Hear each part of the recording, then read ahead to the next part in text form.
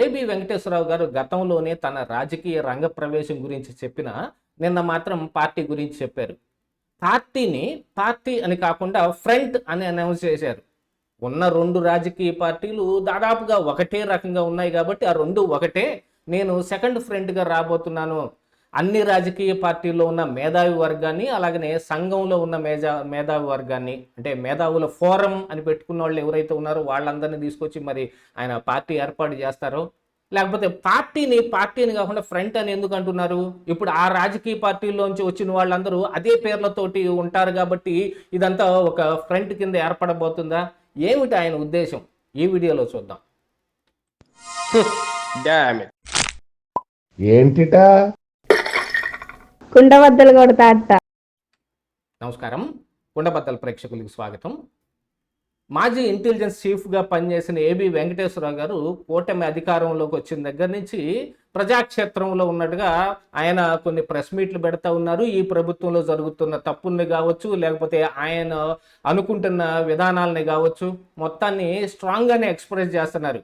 Especially Raavan arrest విషయంలో ఆయన మాట్లాడిన మాటలు చాలా వైరల్ అయ్యాయి, వేరే రూపం కూడా తీసుకున్నాయి. అవి కాదంబరి జత్వానీ విషయంలో కూడా అసలు అటు వైసీపీ ఇటు టీడీపీ రెండు ఒకటే రకంగా ప్రవర్తిస్తున్నాయని ఆయన పెట్టిన ప్రెస్ మీట్ కూడా బాగా వైరల్ అయింది. ఇంతేకాకుండా 22A భూముల మీద ఆయన పోరాటానికే దిగినట్టుగా అనౌన్స్మెంట్ కూడా చేశారు. దానికి తగ్గట్టుగానే ఆయన చాలా విషయాలన్నింటినీ కూడా సంగ్రహిస్తూ ఉన్నారు. కాకపోతే ఈ ఏబి వెంకటేశ్వరరావు గారు గతంలో నేను రాజకీయ రంగ ప్రవేశం చేస్తాను, అన్ని శక్తుల్ని కూడగట్టుకుంటున్నాను, ఆర్థికంగాను సాంఘికంగాను మరి మిగతా అన్ని శక్తుల్ని కూడగట్టుకుని అప్పుడు అనౌన్స్ చేస్తాను అన్నారు. మరి అలాంటి బిగ్గెస్ట్ అనౌన్స్మెంట్ ఏమీ రాలేదు. కానీ నిన్న ఆయన ఒక ప్రెస్ మీట్ అయితే పెట్టి అందులో ఆయన రెండు రాజకీయ పార్టీలు, ఇటు టీడీపీ అటు వైసీపీ రెండు ఒక్కటే, గుర్రాన్ని గాడిదని ఒకటే ఘాటను కట్టేస్తాను అన్నట్టుగా ఆయన మాట్లాడారు. సరే, ఏ పార్టీకి ఉండే బొక్కలు ఆ పార్టీకి ఉన్నాయి, ఏ పార్టీకి ఉండే ప్లస్లు ఆ పార్టీకి ఉన్నాయి. కాకపోతే జగన్మోహన్ రెడ్డి, చంద్రబాబు నాయుడు ఒకటే ఎలాగైపోయారు అనే దాంట్లో మాత్రం కొంచెం విభేదించాల్సిన అవసరం ఉంది ఏబి వెంకటేశ్వరరావు గారిని. కాకపోతే ఆయన కూడా రాజకీయ రంగ ప్రవేశం చేస్తానని చెప్పాడు కాబట్టి ఆయన కూడా ప్రత్యక్ష రాజకీయాల్లోకి రావాల్సిన అవసరం ఉంది. కాకపోతే ఈ 2 సంవత్సరాల్లో అలాంటి ప్రయత్నం ఏది చేసినట్టుగా కనపడలేదు. కానీ నిన్న మాత్రం ఒక అనౌన్స్మెంట్ ఇచ్చారు. నేను సెకండ్ ఫ్రంట్గా రాబోతున్నాను, యాక్చువల్గా థర్డ్ ఫ్రంట్గా రాబోతున్నాను అని చెప్పి ఆ తర్వాత దాన్ని కొంచెం అమెండ్మెంట్ చేసి ఉన్న రెండు రాజకీయ పక్షాలు ఒకటే రూపంలో ఉన్నాయి, ఒకటే భావజాలంతో ఉన్నాయి, ఒకటే అవినీతి చేస్తున్నాయి, ఒకటే రూపంలో ఆ పార్టీల స్వభావం గమనం నడుస్తున్నాయి కాబట్టి నేను సెకండ్ ఫ్రంటే అని చెప్పుకున్నారు. అలాగా సెకండ్ ఫ్రంట్లో ఎవరెవరు ఉంటారు అనే దాంట్లో ఆయన ఒక వివరణ కూడా ఇచ్చారు. అన్ని రాజకీయ పార్టీల్లో ఉన్న మేధావి వర్గం అని. మరి ఆ మేధావులందరూ ఆయా పార్టీలు ఎందుకున్నారు?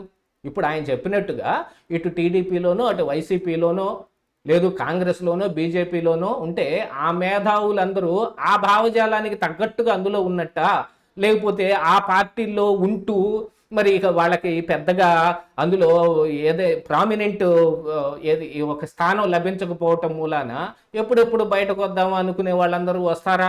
ఏ విషయమో తెలియదు ఆ మేధావులు అంటే ఎవరనేది. అంత మేధావులైతే మరి ఈయన చెబుతున్నట్టుగా ఆ దరిద్ర పార్టీల్లో ఎందుకుంటారు?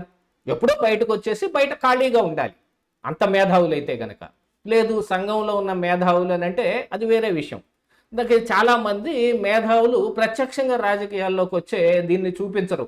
గతంలో ఇలాగనే లోక్ సత్తా పార్టీ పెట్టి జయప్రకాష్ నారాయణ కూడా యంగ్స్టర్ మొత్తాన్ని నేను ఆకట్టుకుని వాళ్ళ ఓట్లతోటి మేము యంగ్ దీని జనరేషన్ని అసెంబ్లీకి తీసుకెళ్తా ఉన్నారు. ఆయన ఒక్కడు తప్ప మిగతా ఎవరు వెళ్ళలేదు అప్పుడు. కానీ ఇప్పుడు పరిస్థితి వేరే రకంగా ఉంది. ఇప్పుడు ఏదంటే మరి ఈ మోస పార్టీలు ఈ సంస్కృతి నుంచి బయటకు రావడానికి జెన్జీ అనే ఒక అస్త్రం ఉంది. మన తమిళనాడులో కూడా చూసాం. ఉన్న అన్ని పెద్ద పెద్ద పార్టీలను కాదని టీవీకే పార్టీ విజయ్కి కొత్తగా వచ్చిన పార్టీకి అందరూ పట్టం కట్టారు. కానీ విచిత్రమైన విషయం ఏంటంటే టీవీకే కూడా మిగతా అన్ని పార్టీల్లాగానే ఆ మోస పార్టీయే, కాకపోతే వాళ్ళు జెన్జీ అనే ఒక దీన్ని మాత్రం ఆకట్టుకోగలిగారు కాబట్టి వచ్చారు. కొత్తగా వచ్చారు కాబట్టి వాళ్ళు ఏం చేస్తారో వాళ్ళ ఉద్దేశాలు వాళ్ళు చెప్పేదాన్ని బట్టి ఉంటాయి. కాబట్టి వాళ్ళు ఇచ్చిన హామీలను వాళ్ళు ఇచ్చిన వాటినన్నిటినో అవినీతి ఏ మరక ఇప్పటిదాకా అంటలేదు కాబట్టి దాన్నో గతంలో కేజ్రీవాల్ కూడా ఇలాగనే ఉండేవాడు. అన్నా హజారేతో కలిపి అవినీతి మీదనో లేకపోతే మిగతా అన్నిటి మీద ఉద్యమాల్లో పాల్గొని ఆ తర్వాత ఆప్ అని ఒక పార్టీ పెట్టుకుని వచ్చాడు. ఆ తర్వాత ఆయన ఎత్తిన బకెట్ బురద పోసుకున్నాడు. ఢిల్లీ లిక్కర్ స్కామ్ గురించి కానీ మిగతా చాలా అంశాల్లో అది కూడా మళ్ళీ పాత మోస రాజకీయ పార్టీ లాగానే అయిపోయింది. జయప్రకాష్ నారాయణ అయితే ఆ ఒక్క సీట్ తోటి ఆయన కొన్నాళ్ళు అసెంబ్లీలో మాటలు మాట్లాడేసి ఇక ఆ తర్వాత ఆ పార్టీ ఏమైందో కూడా తెలియకుండా పోయింది.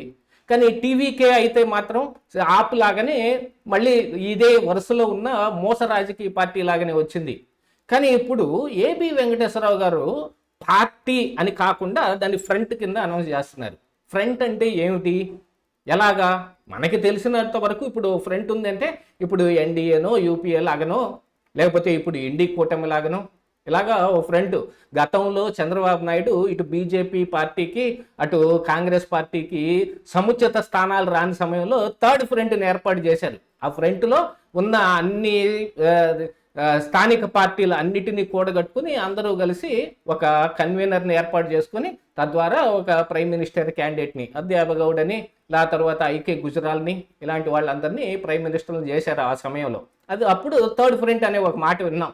కానీ ఇప్పుడు ఈయన చెబుతున్న ఫ్రంట్ ఏమిటి, ఏ రూపంలో ఉంటుంది? ఆ పార్టీల్లో ఉన్న మనుషులు ఆ పార్టీల పేరుతోటే వస్తారా, లేకపోతే విడిగా వస్తే వాళ్ళందరూ కలిసి ఫ్రంట్ ఎలా అవుతారు? అర్థం కాని విషయమే. కాకపోతే ఇక్కడ మరొక అంశం ఏంటంటే కొన్ని సంస్థలు ఉన్నాయనుకోండి, ఆ సంస్థలు అన్నీ కలిసి ఒక గుంపుగా ఏర్పడితే ఆ గుంపులో ఆ మొత్తాన్ని కలిపి ఫ్రంట్ అనొచ్చు. ఇప్పుడు అలాంటి ఫ్రంట్లు ఏమున్నాయి? ఏబి వెంకటేశ్వరరావు గారు పెట్టిన ఆ ఒక్కటికి తప్ప మిగతా ఏం కనపడటం లేదు. మిగతాది ఒకటి ఏదో మరి మేధావుల ఫోరం అని గతంలో ఎప్పుడో పెట్టింది ఒకటి ఉంది. మిగతా వాళ్ళు ఎవరు ఈ సామాజిక కార్యకర్తలుగా ఉన్న వాళ్ళు కానీ సంఘ కార్యకర్తలుగా ఉన్న వాళ్ళు కానీ పెద్దగా ఫ్రంట్లు పెట్టింది ఫ్రంట్ లైన్లోకి వచ్చింది కూడా ఏం కనపడటంలా. ఏబి వెంకటేశ్వరరావు గారే వీళ్ళందరిలో టాప్లో కనపడుతున్నారు.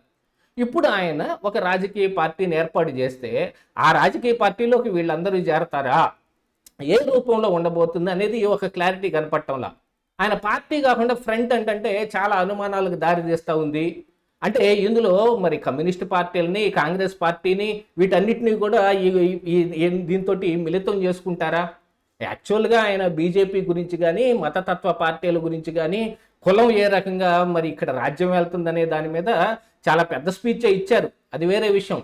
సౌత్లో ఎప్పుడూ లేని ఈ మత భావన ఇప్పుడు వస్తుంది. ఎస్పెషల్లీ సోషల్ మీడియాలో చాలామంది ఎక్స్ప్రెస్ చేస్తున్న దాంట్లో ఈ మతం అనే దాని మీదనే ఎక్కువగా కనపడుతుంది అని అనుకుంటే మరి దాని అంతటిని ఇరాడికేట్ చేయటం కోసం ఈయన పార్టీ పెడుతున్నాడంటే పార్టీ అంతుందా ఫ్రంట్ అవుతుందా ఏమనేది అర్థం కాని అంశంలో ఉంది. ఆయన మొత్తానికి ఒక పార్టీని అనౌన్స్ చేసి మిగతా పార్టీలను కలుపుకుంటే అదో ఫ్రంట్గా థర్డ్ ఫ్రంటో సెకండ్ ఫ్రంటో ఆయన చెప్పినట్టుగా ఒక ఫ్రంట్గా ఏర్పడుకుంటానికి మరి మిగతా పార్టీలు అవసరం ఉంది కదా. ఏ విషయాన్ని ఒక క్లారిటీ లేకుండా ప్రజల మధ్యలో ఇంకా అదే ప్రతిష్టంభన నెలకొనే విధంగా ఆయన మాట్లాడుతూ ఉంటే మరి ఆ పార్టీ ముందుకొచ్చి మరి ప్రజలకు ఏదైనా మంచి చేస్తుంది అనేది ఎలా నమ్మగలుగుతాం? ఇదే ఈరోజు కుండబద్దలు.